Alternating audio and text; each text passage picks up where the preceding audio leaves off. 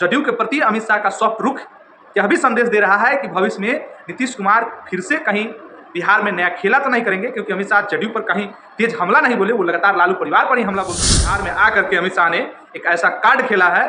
और 2024 को लेकर के जिस तरीके से अमित शाह ने आगाज किए हैं, इसके बहुत बड़े मायने। नीतीश कुमार की पार्टी जदयू का जन्म ही लालू यादव के जंगलराज के खिलाफ हुआ था, इस पर उन्होंने विशेष हमला। प्रसाद यादव को भाषण में चर्चा का विषय क्यों बनाया, यह सबसे बड़ा सवाल है,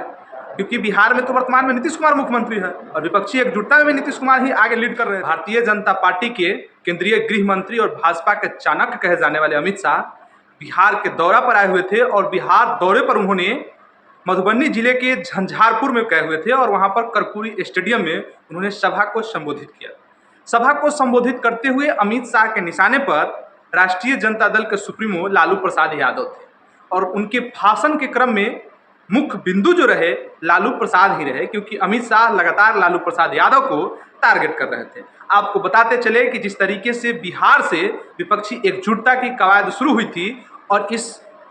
आयोजन के मुखिया नीतीश कुमार को बनाया गया था और नीतीश की अगुवाई में ही पूरे देश में लालू प्रसाद यादव के संरक्षण में जिस तरीके से विपक्षी एकजुटता की कवायद शुरू हुई और इसमें काफ़ी हद तक नीतीश कुमार को सफलता भी मिला। और नीतीश कुमार ने पूरे देश में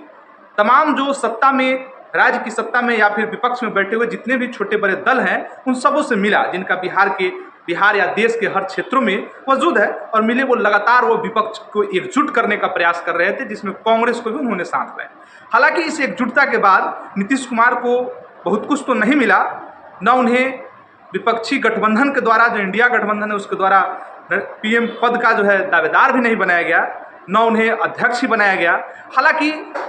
नीतीश कुमार भारत की राजनीति के केंद्र में आ गए और इसके बाद बीजेपी ने लगातार नीतीश कुमार को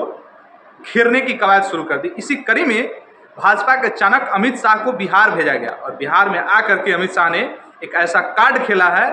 और 2024 को लेकर के जिस तरीके से अमित शाह ने आगाज किए हैं, इसके बहुत बड़े मायने हैं जो हम आपको विस्तार से बताएंगे। उन्होंने लालू प्रसाद यादव को भाषण में चर्चा का विषय क्यों बनाया, यह सबसे बड़ा सवाल है,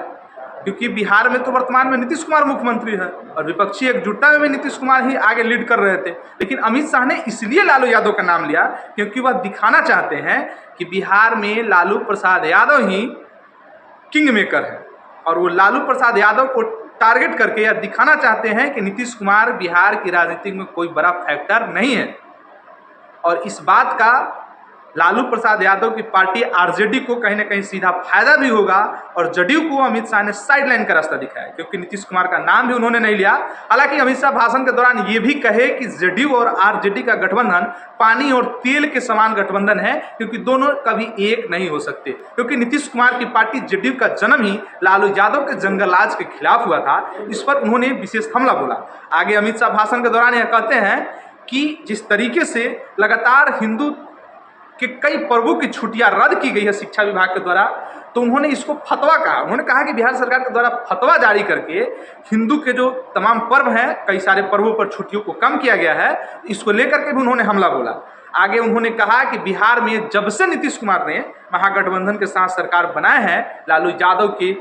पार्टी के साथ सरकार बनाए हैं, तब से बिहार में अपराध चरम पर है और लगातार दलितों का हत्या हो रही है। अमित शाह को चाणक्य इसलिए भी कहा जाता है कि अमित शाह जो कुछ भी बोलते हैं उसके काफ़ी दूर तक मायने निकलते हैं